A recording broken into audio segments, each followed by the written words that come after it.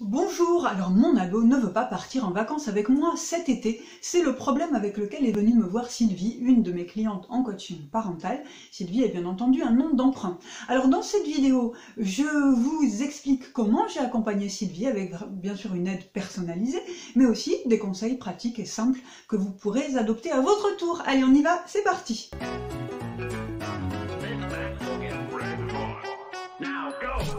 La première chose à faire et que j'ai faite pour aider Sylvie, c'est de l'aider à prendre conscience de ses émotions. Évidemment, si votre ado vous dit « je ne veux pas partir en vacances avec toi ou avec vous ou toute la famille cet été », eh ben, ça peut générer des émotions fortes, notamment la tristesse. Sylvie était triste, évidemment, que son ado veuille faire bande à part et elle avait un sentiment d'abandon.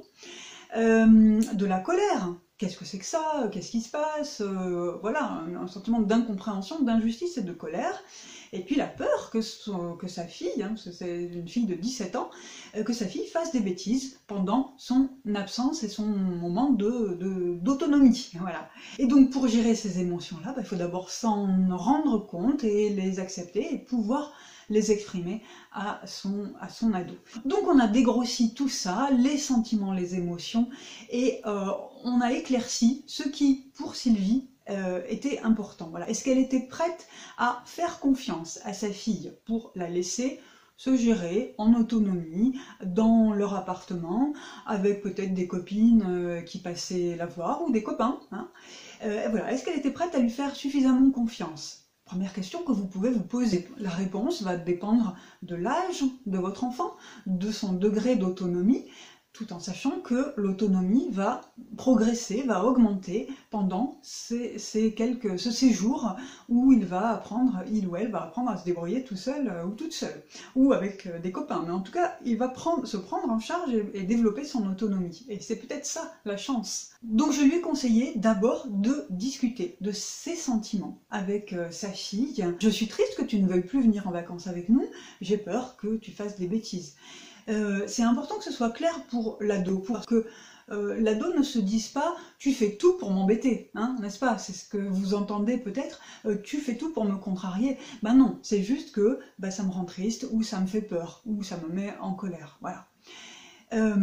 Et cette porte ouverte sur les émotions va permettre à votre ado à son tour de reconnaître et de dire les siennes. À partir de là, de l'expression de ses émotions, j'ai aidé Sylvie à poser les bases d'une discussion avec sa fille. Est-ce que c'est un problème d'agenda? Est-ce que votre ado vous signifie par là qu'il en a peut-être marre de vous voir, et à ce moment-là, il faudra surtout ne pas le prendre personnellement, ou bien tout simplement, votre ado a envie de développer son autonomie, et donc de prendre un peu de liberté et de distance. Et ça, c'est normal. Les ados, c'est comme ça, c'est le boulot de l'ado, il doit se détacher de ses parents, il doit apprendre à faire sa vie, à développer ses compétences, ses capacités, et pour ça, il a besoin parfois, il ou elle a besoin parfois de sentir qu'il peut le faire seul, sans avoir le regard de l'adulte, sans avoir les bons conseils, ou sans avoir le secours de l'adulte qui vient le sauver quand il y a un problème. Voilà. Les ados, ils ont besoin de ça, et c'est très sain et c'est très normal. Donc ne le prenez pas comme un signe de rejet de vous, de votre personne, ou de votre famille. Donc demandez à votre ado qu'est-ce qui compte vraiment pour lui ou pour elle. Est-ce que ce qui compte, c'est d'être seul, d'être tranquille, d'avoir du silence? Ou bien est-ce que ce qui compte, c'est de voir ses copains, ses copines? Ou bien est-ce que c'est expérimenter cette fameuse autonomie? Troisième point sur lequel j'ai aidé Sylvie, c'est à chercher des solutions alternatives.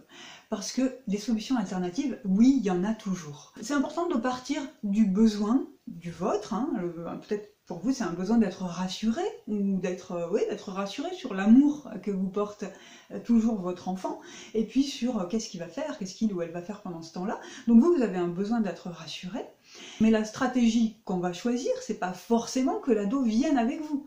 Il y a peut-être d'autres possibilités.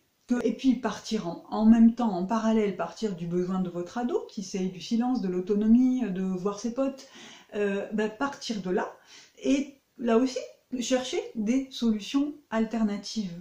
C'est un besoin, mais il n'y a pas forcément une seule stratégie pour le combler. Ça c'est dans les principes de la communication non violente. On a un besoin et c'est important de le reconnaître chez soi et chez son enfant. Et les stratégies, on peut en trouver plein pour répondre à ce besoin.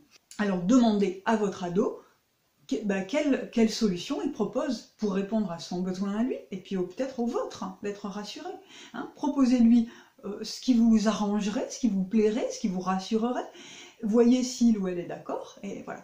Et donc c'est ça que Sylvie a fait, en menant une discussion avec respect, avec écoute, pour répondre aux besoins de sa fille et aux siens en parallèle. Voilà. Et donc elles ont pu trouver une solution commune. Bah oui, évidemment. La fille lui a dit que ce qui était important pour elle, c'est d'être autonome et de se prouver qu'elle pouvait être autonome.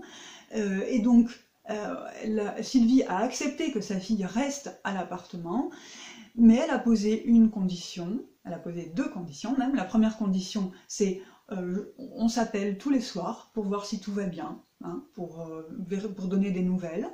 Deuxième condition, c'est quand on rentre, tel jour, je veux que l'appartement soit propre, comme quand on l'a laissé. Voilà, ça c'était ces conditions, l'ado s'est engagé là-dessus, et voilà, c'est un contrat, une relation de confiance. Si votre ado veut partir de son côté au lieu de partir avec vous, vous pouvez peut-être négocier qu'au lieu de partir tout seul ou avec 3 copains dans un camping totalement libre, peut-être vous pouvez négocier qu'ils s'inscrivent dans un camp de vacances ou un séjour linguistique ensemble. Ce qui est important, c'est que chacun puisse exprimer son émotion, son besoin, et chercher les solutions alternatives qui vont les remplir. Quand vous trouvez une solution alternative qui vous convienne à tous les deux, c'est important d'aller jusqu'au bout, c'est-à-dire d'obtenir un vrai accord de votre ado.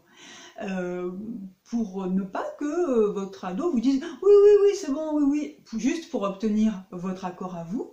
Non, c'est important que ce soit un accord partagé et que chacun et chacune s'engage dans les termes, dans les conditions de l'accord. En confiance. Voilà, j'espère que cette vidéo vous a été utile. Si c'est le cas, n'hésitez pas à la liker, la commenter, la partager. Je vous souhaite de belles vacances avec ou sans vos ados et vos enfants. Allez, salut à tous!